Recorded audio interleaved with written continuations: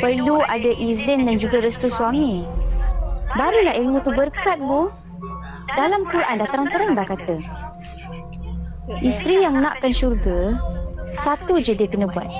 Taat pada suami. Taat pada bapak kau ni?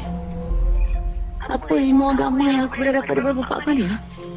Apa? Silah. Apa?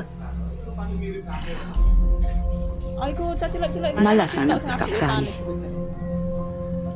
Awak kalau nak suruh saya tinggalkan jemaah ni, saya takkan buat.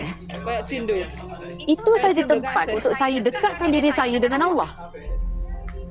Dan saya takkan ikut cakap awak. Ini saya cepat.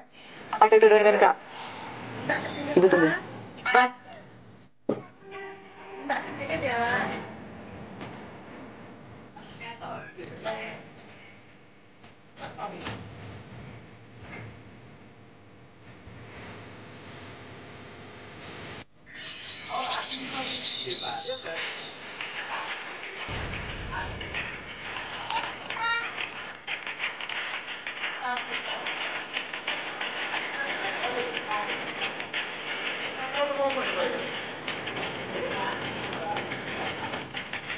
Jadi murang-murang kasi din mura ra ko.